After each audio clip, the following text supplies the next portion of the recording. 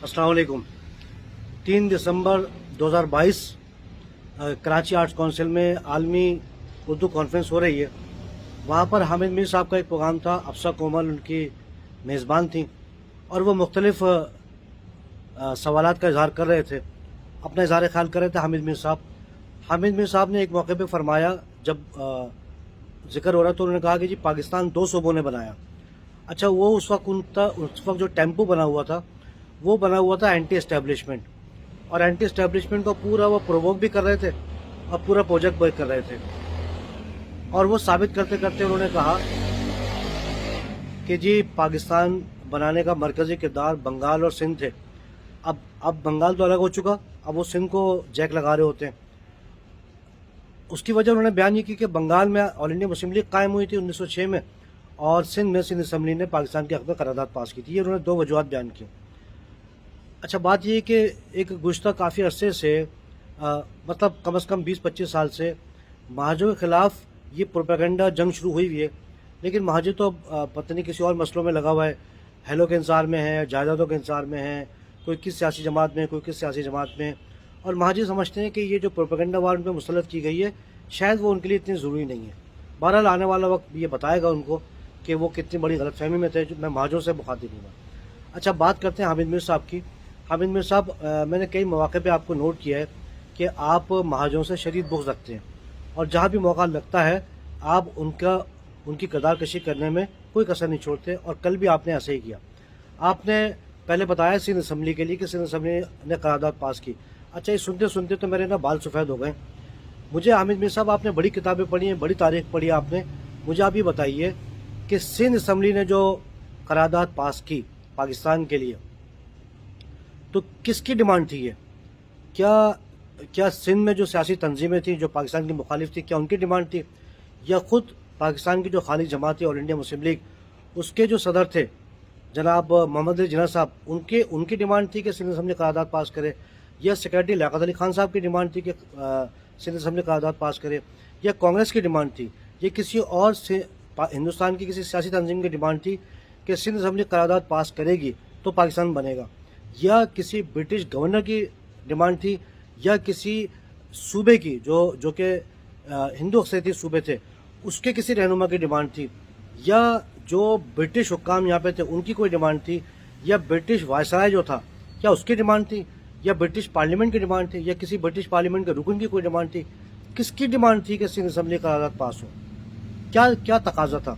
और अगर पाकिस्तान के लिए करारदाद मंजूर करवानी होती तो बंगाल की तो असम्बली मौजूद थी, इतनी बड़ी असम्बली मौजूद कि 4 सूबों के बराबर तो एक असम्बली थी। अगर पास करनी होती तो बंगाल की असम्बली पास करती, तो सिंध ने क्यों पास करी? बात यह है कि सिंध असम्बली को, सिंध के उस वक्त के जो रहनुमा थे, उनको ये बताना था कि हम पाकिस्तान के साथ हैं, ठीक है।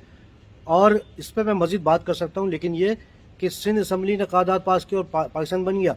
और अगर ऐसी बात है तो सिंध असम्बली करारदाद पास करने के बाद क्या हुआ? क्या वायसराय हिंद के हाथ पाँव फूल गए थे, या ब्रिटिश हुक्काम जो ना गश खा के गिर पड़े थे कि लो जी अब तो सिंध असम्बली करारदाद पास हो गई, अब क्या करें? या कांग्रेस के रहनुमा परेशान हो गए थे, या ऑल इंडिया मुस्लिम लीग ने अपनी एक्टिविटी बंद कर दी थी कि जब अब तो सिंध असम्बली ने करारदाद पास कर दिया, अब तो हमें कुछ करने की जरूरत ही नहीं है? क्या हुआ था?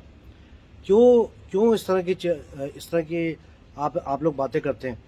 तो बात ये है कि ये क्या चीज़ थी ये कि सिंध असम्बली की करारदाद के बाद जनाब तमाम तर जद्दोजहद क्या ख़त्म हो गई थी? और मुझे एक चीज़ ये बताइए कि सिंध असम्बली अगर पाकिस्तान के हक़ में करारदाद पास नहीं करती तो क्या करती? उसके बाद रास्ता क्या था? या हामिद मीर साहब आप ज़रूर बताइएगा। दूसरी मैं बात करता हूँ ऑल इंडिया मुस्लिम लीग के क़याम की। 30 दिसंबर 1906 को नवाब सलीमुल्लाह खान साहब ने एहसन मंजिल ढाका पे तमाम मुस्लिम रहनुमाओं को दावत दे के एक जगह जमा किया। उससे पहले क्या हुआ? उससे पहले आपको मालूम है कि 2 कौमी नज़ीर के खालिक सैयद अहमद खान, उनका क्या किरदार रहा। और 1877 में उन्होंने हर साल कॉन्फ्रेंस क्या करते थे, मोहम्मदन एजुकेशनल कॉन्फ्रेंस। ये एक बहुत बड़ा प्रोग्राम हुआ करता था, और ये उनके इंतकाल के बाद भी चलता रहा। मुसलमानों के ऊपर तालीमी, माशी, उनकी ज़मीनें, जायदादें, सब पे कदगन लगे हुए थे। तो तमाम मुस्लिम रहनुमा परेशान थे। ताकत में कौन थे? उत्तर प्रदेश के मुसलमान। उत्तर प्रदेश हिंदुस्तान का सबसे बड़ा सूबा, सबसे ताकतवर, सबसे पढ़ा लिखा, और हिंदुस्तान के नवाबीन। तो जनाब नवाब मोहसिन नूर साहब जो थे वो सन 1900 से इस बात के लिए सरगर्दा थे कि मुसलमानों के लिए कोई एक प्लेटफॉर्म बनाया जाए, और आप इसके लिए मशावरतें किया करते रहते थे। جب زیادہ معاملات بڑھے تو آپ نے ہندوستان بھر کے تمام زوما کو، تمام رہنماؤں کو جمع کیا اور آپ نے اس وقت کے وائسرائے ہند لارڈ منٹو سے ملاقات کی، ان کو مطالبات پیش کیے، اور لارڈ منٹو نے آپ 35 لوگوں کا وفد لے کے گئے، اور لارڈ منٹو نے پہلی مرتبہ یعنی کسی بھی وائسرائے نے اس بات کا اظہار کیا کہ وہ مسلمانوں کی ایک جداگانہ حیثیت کو تسلیم کرتے ہیں اور تمام مسلمان کے تمام مطالبات جائز ہیں۔ یہ ہے ستمبر 1906 کی بات۔ 1905 میں بنگال کی تقسیم ہوئی تھی جو برٹش نے کینسل کر دی تھی، جس کے اوپر مشرقی بنگال کے لوگوں کو بہت غصہ تھا۔ نواب سلیم اللہ خان صاحب تھے، ان تمام مقابین سے رابطے میں رہا کرتے تھے۔ آپ نے ستمبر 1906 میں جب یہ دیکھا کہ یہ اتر پردیش، بہار یا پنجاب اور دہلی، یہ تمام اکابرین نے اتنا بڑا کام کیا ہے وائسرائے لارڈ منٹو سے، تو آپ نے سب کو وہاں پر دعوت دی، اور آپ سب کو، تاریخ دانوں کو سب کو پتہ ہے کہ تمام اکابرین وہاں جمع ہوئے، اور ایک سیاسی جماعت جو مسلمانوں کے لیے، وہ اس کا نام کیا تھا؟ آل انڈیا مسلم لیگ، ہندوستان کے تمام مسلمانوں کی جماعت، کوئی سندھ کی نہیں، پنجاب کی نہیں، بنگال کی نہیں، اتر پردیش کی نہیں، تمام مسلمانوں کی جماعت۔ اور نواب سلیم اللہ اگر بنگال میں قائم ہوتی تو بنگال سے کوئی مرکزی رہنما ہوتے، صدر تھے سر آغا خان صاحب، اور سیکرٹری تھے جناب نواب محسن مور صاحب، اور اس کے بعد تمام تر مرکزی قیادت وہیں رہی۔ تو آپ نے ایک جگہ اور فرمایا کہ جناب 1937 میں الیکشن ہوئے اور بنگال نے وہاں پر حکومت قائم کی۔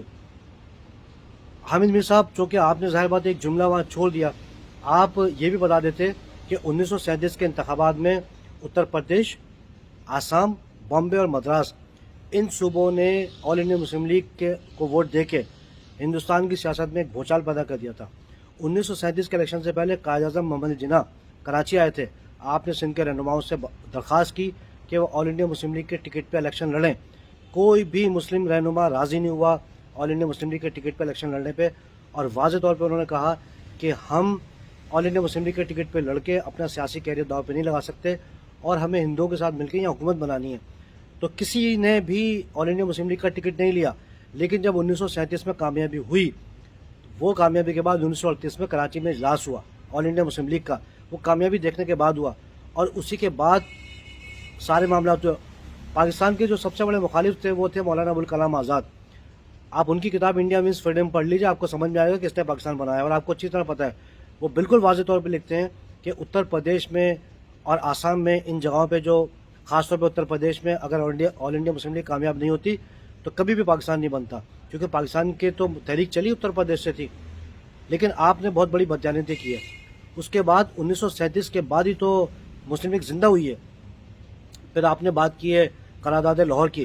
مجھے آپ ایک چیز یہ بتائیے کہ آل انڈیا مسلم لیگ کا جو مرکزی آفس تھا، جہاں تمام تر فیصلے ہوتے تھے، وہ یا تو علی گڑھ میں رہا، لکھنؤ میں رہا یا دہلی میں رہا۔ وہ کبھی ایک گھنٹے کے لیے بھی بنگال یا موجودہ پاکستان میں نہیں آیا۔ پاکستان بنانے کے تمام تر فیصلے وہاں ہوتے رہے۔ کیوں ہوتے رہے؟ اس لیے کہ ان اتر پردیش کے، دہلی کے، ادھر کے مسلمان جو تھے، وہ ایک الگ مسلم ریاست چاہتے تھے۔ آئیڈیالوجی ان کی تھی، محنت ان کی تھی، جگہ یہاں کی تھی۔ ابھی صحیح تھی غلط تھی، یہ ایک الگ بحث ہے۔ آج کے دور میں کچھ لوگ ظاہر بات ہے اس کو غلط کہتے ہیں، لیکن اس دور کے مسلمانوں کی سوچ کے مطابق یا ہمارے قابلین کی سوچ کے مطابق یہ سوچ صحیح تھی۔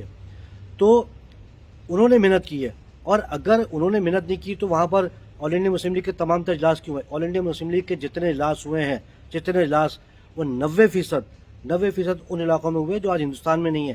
آل انڈیا مسلم لیگ کی جو فنڈنگ تھی، مالی مدد، وہ 90% ان علاقے کے نوابین نے، مسلمانوں نے کی جو آج پاکستان میں شامل نہیں ہے۔ اور آل انڈیا لیگ کی مرکزی کونسل کے 485 ارکان تھے، 70% ارکان ان علاقوں سے تھے کہ جو آج پاکستان میں شامل نہیں ہے۔ تو حامد میر صاحب، آپ نئی نسل کو یہ بھی بتائیے، اور آپ یہ بھی بتائیے کہ پاکستان کی قسمت کا فیصلہ صرف 2 لوگ کیا کرتے تھے، محمد علی جناح صاحب اور لیاقت علی خان صاحب، اور یہی میٹنگیں کیا کرتے تھے، صحیح کرتے تھے یا غلط کرتے تھے، یہی میٹنگیں کیا کرتے تھے۔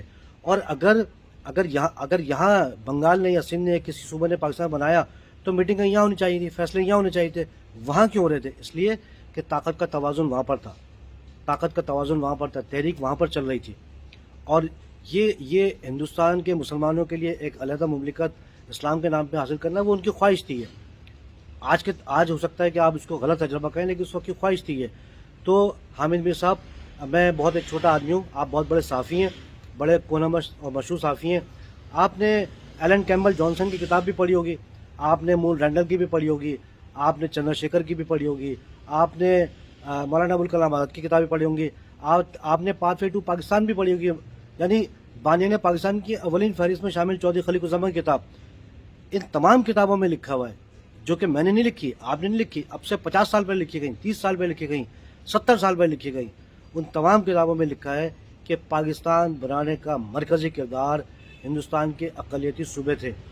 اقلیتی صوبوں میں مرکزی کردار دہلی، اتر پردیش، بہار، حیدرآباد دکن، مسلم ریاستیں، نواب بھوپال، راجہ صاحب محمود آباد، یہ تھے۔ لیکن اور بہت، میں اس پہ بڑی لمبی آڈیو بنا سکتا ہوں، لیکن حامد میر صاحب آپ نے بہت بددیانتی کی ہے، اور اللہ کرے کہ میری آڈیو ویڈیو یا پہنچ جائے اگر آپ تک، تو آپ مجھے کبھی بلائیے، کسی پروگرام میں بلائیے، لائیو بلائیے، پھر آپ مجھ سے سوال کیجیے، میں آپ سے سوال کرتا ہوں، میں پھر مزید کتابوں کے حوالے دیں گے، مزید تاریخ کے حوالے دیں گے، اور ابھی بہت ساری باتیں، لیکن آپ کے منہ سے اگر مہاجر لفظ نہیں نکل رہا تھا تو آپ یہ کہہ دیتے کہ ہندوستان کے جو مسلمان ہیں، کہ جو آج اردو سپیکنگ ہے پاکستان میں، ان کا بہت بڑا کردار تھا۔ اور مجھے ایک چیز یہ بتائیے کہ یہ جو 20 لاکھ لوگ شہید ہوئے، یہ کس کے شہید ہوئے؟ یہ مشرقی پنجاب اور دہلی اور اتر پردیش یا راجستھان، وہ لوگ شہید ہوئے تھے نا، سندھ کے لوگ تو شہید نہیں ہوئے، بنگال کے تو شہید نہیں ہوئے۔ تو یہ جو شہید ہیں، آپ ان کو بھی نظر انداز کر رہے ہیں، آپ ان کی بھی جو قربانی ہے آپ اس کو بھی ملیہ میٹ کر رہے ہیں۔ تو حامد میر صاحب بڑی زیادتی آپ نے کی ہے، اور آپ کرتے رہتے ہیں، اور آپ جیسے ہزاروں لوگ ہیں اور مجھ جیسے ناچیز ہیں، ان کا کام یہی ہے کہ یہ جتنی بھی جھوٹی پروپیگنڈے ہیں، خاص طور پہ مہاجروں کے خلاف، اس کا جواب دینا۔ بہت چھوٹی چیزوں میں، لیکن اگر موقع ملے تو کبھی بلائیے مجھے اپنے پروگرام میں، پھر انشاءاللہ بات کریں گے، پھر بتائیں گے تاریخی حوالوں کے ساتھ، کتابیں رکھ کے کہ پاکستان کس نے بنایا۔ اللہ حافظ۔